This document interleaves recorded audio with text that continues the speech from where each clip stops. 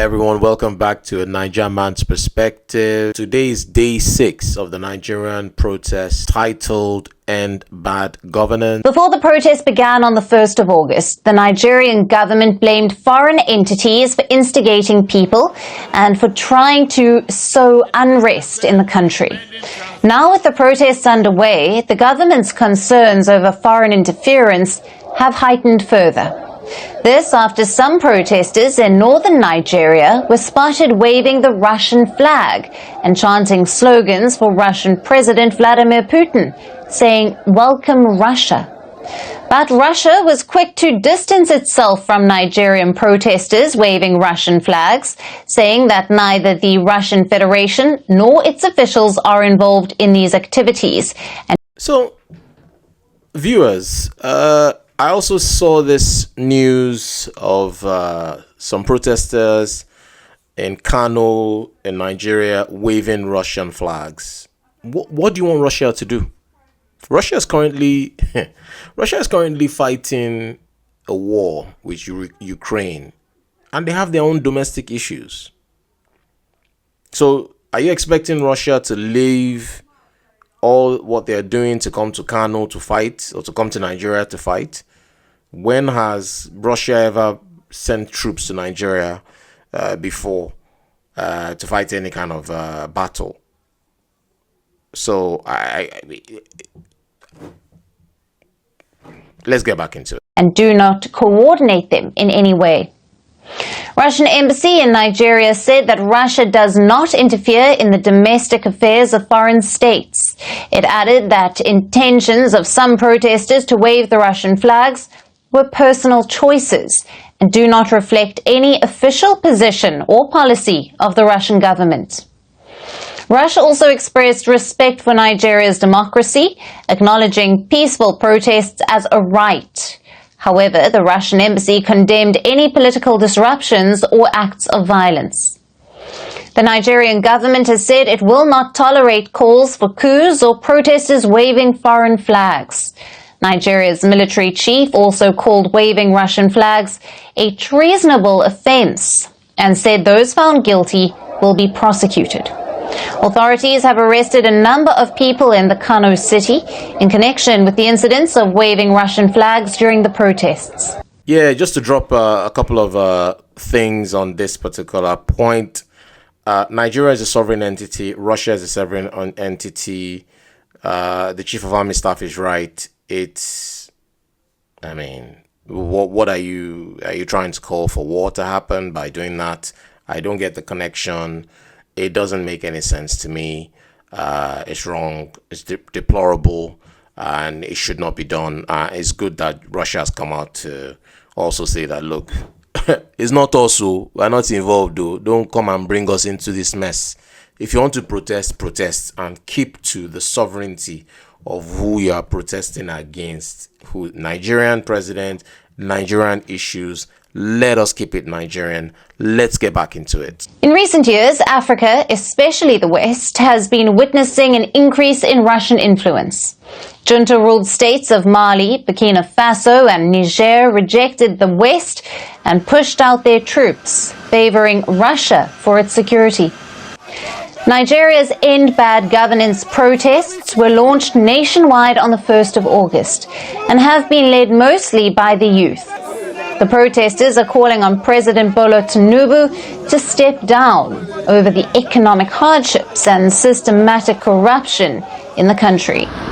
Over the next 5 days, if the government, if the president refuses to address the demands of Nigerians, of protesters, we would re-strategize and will sustain this protest across Nigeria. And that is not a threat, that is a promise. It did not address the removal of fuel subsidy that has seen prices of goods and food increase across the country.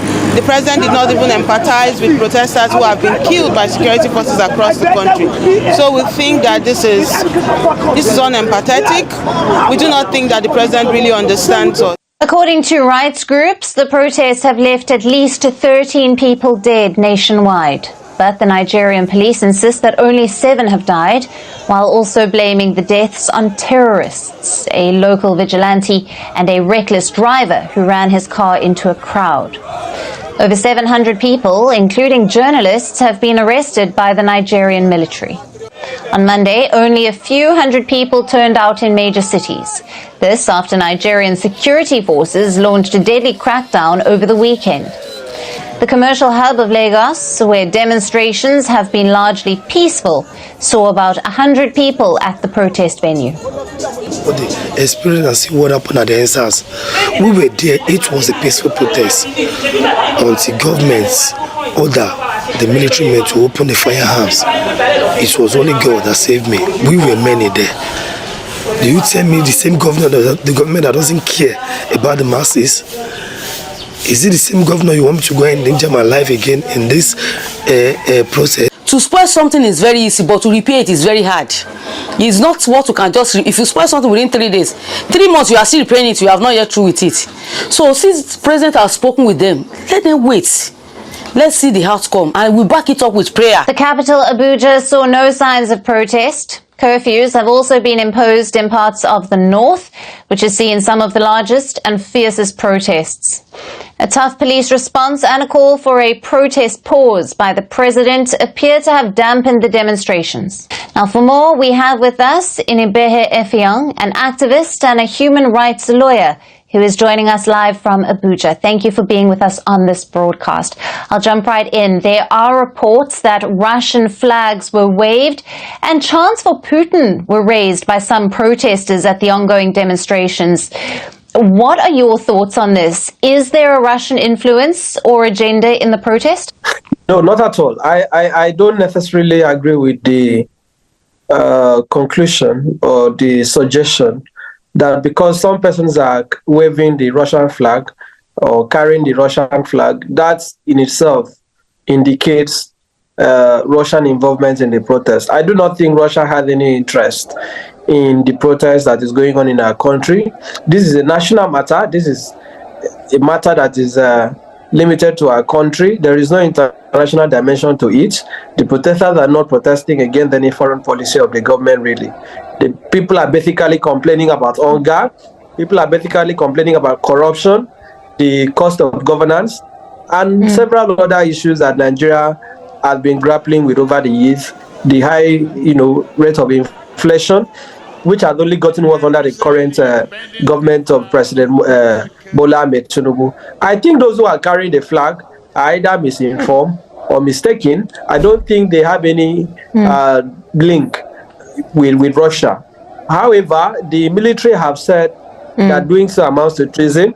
As a lawyer, I don't know how that is treasonous, because if you say treason under a law, that will imply that a person is waging war against the state with the intention of overhauling or intimidating the president or a governor. I don't think that is the intention of these individuals. But calling for a coup is condemnable. We're against it. And we also do not support the carrying of the Russian flag. It is actually quite ironic that it is Russian flag that is being carried, right? In fact, if they carried an Indian flag, I'll feel more comfortable, because India is a multi-party, India is a democratic country. Russia is not. Russia, you have Putin calling the shot. There is no allowance for freedom of expression. There is no allowance for political participation. So to now carry Russian flag, I think Russia is the United States or Britain or some other democratic country is actually ridiculous to me. I do not see any point in that, and I hope that will stop. And if this is being sponsored by some by some mischievous elements, we hope that that is going to end, so that the protesters are not distracted from the real message. Yeah, thank you very much. It's pretty much what I wanted to say. I'm just going to round up this video. Let's not get distracted. It started with band governance. Now we're hearing Russian flag. From where to where? What is Russian flag doing in the protest? Stick to what you're doing and don't get sidetracked, because that's how their vision or their goal just keeps on moving from goalposts to goalposts. So this is my review of sort of like day 6. At the moment, the protests are still ongoing in some states like Kano and some other states in the north. Protesters are still out, but in some other states is not too busy. Lagos also has mixed reception in terms of the amount of people that went out, but normal business activity has resumed. You heard some of the protesters saying that they will continue. Today's day 6, another 4 days to go. If you're new to my channel, please consider subscribing, like this video, share it to as many people as possible, and I'll see you in the next one.